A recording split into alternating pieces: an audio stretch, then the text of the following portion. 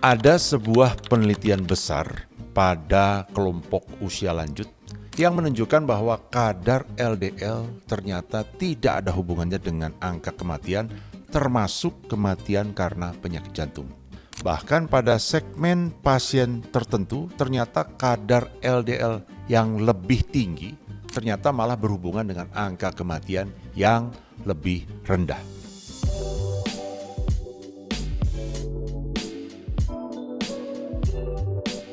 Halo teman-teman, selamat datang di Seputar Jantung, channel informasi jantung terpercaya, membahas segala hal yang berhubungan dengan jantung secara mendalam tetapi tetap mudah dipahami, bersama dengan saya, Dr. JJ.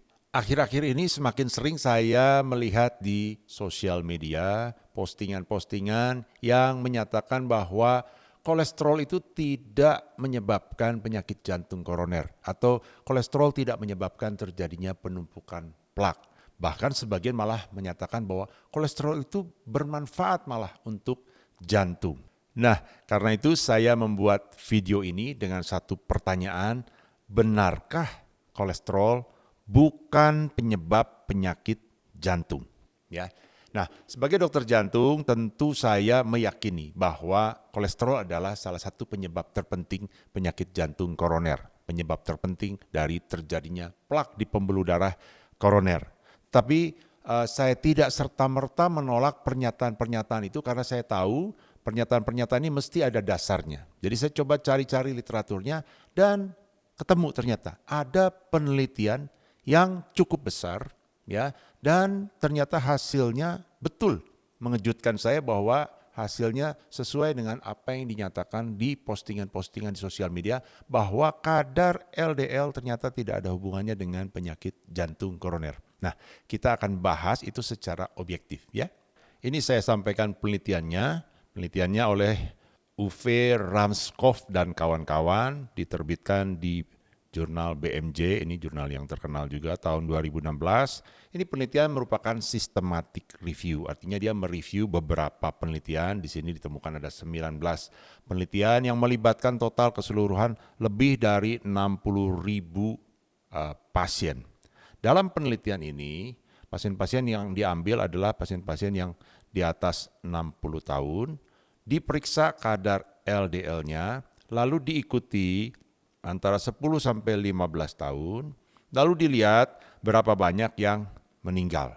Ya, meninggalnya karena umum atau sebagian juga karena penyakit jantung. Lalu dihubungkan dengan kadar LDL di awal. Nah, hasilnya mengejutkan dunia kedokteran karena ternyata kelompok yang LDL-nya lebih tinggi, ternyata sebagian ini menunjukkan angka kematiannya malah lebih rendah atau bahkan tidak ditemukan ada hubungan antara kadar LDL dengan angka kematian. Dari sinilah timbul banyak pernyataan-pernyataan di sosial media yang menyatakan bahwa kadar kolesterol atau kadar LDL ternyata tidak ada hubungan sama sekali dengan penyakit jantung koroner. Buktinya orang yang LDL-nya tinggi malah angka kematiannya rendah. Jadi malah ada yang berpendapat bahwa justru LDL atau kolesterol mungkin akan bermanfaat untuk melindungi seseorang dari kematian. Ini kesimpulan tentang hubungan kadar LDL dengan kematian tentu sesuai dengan hasil penelitian. Tapi apakah serta-merta kesimpulan itu bisa diterapkan bahwa kadar LDL tidak ada hubungan dengan penyakit jantung? Kita mesti teliti lebih dalam, ya. Kita simpan dulu penelitian ini. Saya akan sampaikan penelitian-penelitian yang dipegang oleh kami dokter-dokter jantung yang menunjukkan bahwa kolesterol adalah penyebab dari penyakit jantung koroner, lalu kita bandingkan, ya. Oke, kita bandingkan dengan penelitian. Yang pertama saya bawa ini penelitian Framingham yang terkenal tahun 1948. Pada masa itu, para dokter kita belum tahu apa sebetulnya resiko-resiko, faktor-faktor resiko yang menyebabkan penyakit jantung. Jadi dilakukanlah penelitian terhadap sekitar 5.000-an pasien di kota Framingham. Pasien-pasien ini masih sehat waktu pertama diteliti, diikuti sekian belas tahun, bahkan penelitian ini masih berlanjut sampai sekarang, sudah 70 tahunan, dan di awal penelitian dicatatlah faktor-faktor yang dimiliki oleh setiap pasien, termasuk tekanan darah, umur, dan juga kadar kolesterol. Dan dalam perjalanan penelitian setiap tahun diulang, dicatat lagi itu, kadar kolesterolnya terus dicatat. Dan setelah sekian tahun lalu ternyata didapatkan hasil bahwa kadar kolesterol pada pasien-pasien yang kadar kolesterolnya tinggi dari muda, lalu setiap tahun diperiksa kadarnya terus tinggi, ternyata berhubungan dengan angka penyakit jantung koroner, dengan kematian karena serangan jantung itu lebih tinggi hubungannya, ya. Jadi ada hubungan dengan penyakit jantung koroner. Ini berdasarkan penelitian dari Framingham.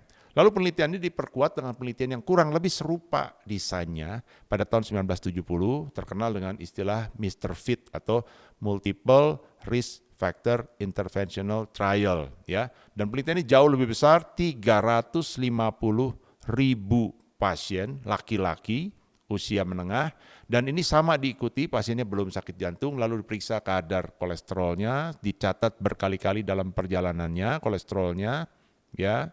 Lalu pada akhirnya dilihat apakah ada hubungan dengan angka kematian karena penyakit jantung koroner. Ternyata angka kolesterol yang tinggi, yang bertahun-tahun tinggi, ternyata juga berhubungan dengan angka kematian yang tinggi. Nah, kenapa terjadi perbedaan dengan penelitian tadi yang sudah kita sampaikan pertama, Ramscoe tadi? Saya berikan analogi seperti ini. Ini meneliti hubungan antara jam bangun seseorang dengan angka kegagalan. Nah, katakanlah kita meneliti sekitar, ikutilah penelitian si Ramscoe tadi, 60.000 orang, umur 60-an, pada satu waktu di umur 60-an, diperiksa jam bangun tidurnya, ya, bangun tidur. Satu kali saja diperiksa. Lalu diikuti orang-orang ini selama 10-15 tahun, lalu dicek di akhir dari ujung penelitian ini, berapa yang gagal dalam hidupnya. Lalu dihubungkan dengan jam bangun tidurnya. Ternyata kesimpulan dari penelitian ini, jam bangun tidur tidak ada hubungannya dengan angka kegagalan, bahkan pada sebagian orang yang bangun tidurnya lebih siang, angka kegagalannya lebih rendah. Ya, ini penelitian ini. Lalu penelitian dari Framingham dan Mr. Fit, apa yang diperiksa? Mereka memeriksa orang dari usia muda, lalu diikuti sekian belas tahun, ya, jam bangun tidurnya, lalu dilihat persentase kegagalannya. Tapi sepanjang jalan di sini, setiap kali dicatat jam berapa dia bangun tidur. Setelah berkali-kali catat, dikelompokkanlah yang bangun tidurnya siang dan bangun tidurnya lebih pagi. Maka didapatkan hubungan bahwa yang jam bangun tidurnya siang ternyata lebih banyak yang gagal. Yang jam bangun tidurnya pagi ternyata lebih banyak yang berhasil. Saya ajak teman-teman untuk menimbang yang mana penelitian yang akan kita ambil sebagai kesimpulan hubungan antara jam bangun tidur dengan angka kegagalan. Itu kita proyeksikan ke penelitian-penelitian yang tadi sudah kita bahas, ya. Nah, berikutnya saya ajak kita untuk menggali lebih dalam. Kalau tadi hubungan kolesterol dengan angka kematian atau penyakit jantung koroner, sekarang pertanyaannya apakah kalau angka kolesterol ini kita turunkan, maka itu juga akan menurunkan angka penyakit jantung koroner. Nah, ini kalau terbukti ini, maka hubungannya menjadi semakin kuat bahwa kolesterol adalah penyebab dari penyakit jantung koroner. Dan kita ada penelitian-penelitian yang menghubungkan ini. Nah, penelitiannya apa? Penelitian yang pertama saya ambil LRC Coronary Primary Prevention Trial, ya, dilakukan tahun 1980-an. Ini meneliti pasien yang belum pernah kena serangan jantung, kadar kolesterolnya tinggi, lalu dibagi dua kelompok, yang sebagian dikasih obat untuk diturunkan kolesterolnya, yang sebagian tidak ada, dilakukan intervensi, ya. Nah, obatnya bukan golongan statin, ya. Kalau zaman sekarang ini kalau bicara statin banyak sekali yang tidak setuju. Walaupun nanti saya akan bahas dalam video tersendiri soal statin, tapi obatnya golongan yang obat sudah kuno sebetulnya, sekarang bahkan sudah hampir tidak dipakai, namanya golongan bile acid sequestran, ya, obat golongan BAS namanya. Nah, dengan obat ini kolesterolnya turun. Lalu dilihat setelah sekian tahun, ini penelitiannya hampir sekitar 4.000 pasien. Setelah sekian tahun, apakah yang diturunkan kadar kolesterolnya, penyakit jantung koronernya menurun atau tidak? Ternyata yang diturunkan kadar kolesterolnya, penyakit jantung koronernya juga ikut turun. Ya, ini bukti, salah satu bukti penelitian yang kuat.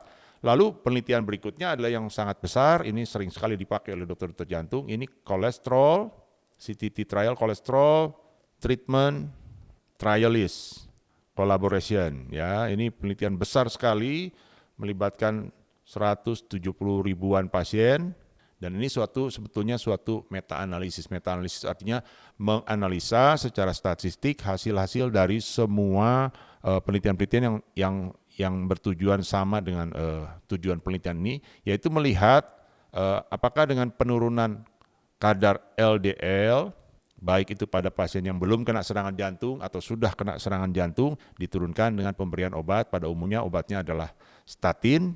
Ini ada puluhan penelitian, mungkin sekitar 26 penelitian besar, ya. Lalu diikuti sekian tahun, ternyata setiap kadar LDL-nya turun, maka kejadian kardiovaskulernya juga dan juga stroke itu ikut turun. Bahkan dari penelitian ini kita mendapatkan semacam rumus seperti rumus matematika begitu. Setiap penurunan LDL sekitar 38 mg per desiliter, maka penurunan penyakit jantungnya turun sekitar 22%. Ini tidak memandang pakai obat atau tidak pakai obat, ini hanya walaupun pada penelitian ini pakai obat statin, tetapi desain penelitiannya menunjukkan bukan karena semata-mata spesifik karena obat apa, tapi setiap penurunan ini ternyata angka kejadiannya juga menurun. Nah, ini kalau saya analogikan kembali ke ilustrasi tadi, pada penelitian ini orang-orang yang bangunnya siang ini, lalu diberikan intervensi, sebagian disuruh bangunnya pagi-pagi gitu, bangunnya pagi ya. Lalu diikuti perjalanan sekian tahun, dihitung, periksa angka kegagalannya turun berapa persen di ujung.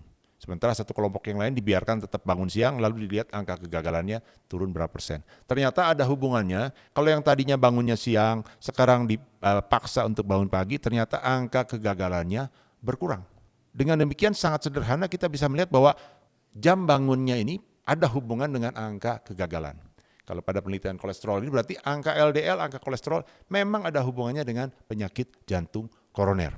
Teman-teman, ini saya sama sekali tidak bermaksud untuk membandingkan atau berdebat atau saling menyerang, tapi saya mengajak kita semua untuk menilai setiap hasil penelitian secara jujur, secara jernih, secara dingin kepala ya. Kita tidak untuk saling memperjuangkan seperti ideologi siapa benar siapa salah. Tetapi hasil penelitian ini harus kita kaji secara objektif. Dan sepanjang yang kami pelajari, ini tetap menunjukkan bahwa LDL, kadar kolesterol yang tinggi memang merupakan salah satu penyebab dari penumpukan plak dan penyakit jantung koroner. Oleh karena itu pesan kami dokter jantung tetap sama, adalah teman-teman tetap dijaga pola makan untuk menjaga supaya profil lipidnya, khususnya kadar LDL-nya diawasi, dipantau supaya tetap dalam kondisi yang normal, supaya tidak meningkatkan tingkat risiko penyakit jantung koroner ya. Nah, saya kira penjelasan ini mudah-mudahan bisa diterima. Teman-teman yang suka dengan edukasi seperti ini boleh di-subscribe Seputar Jantung dan juga di-share ke teman-teman yang lain. Kita akan berjumpa kembali di episode video yang selanjutnya. Salam jantung sehat.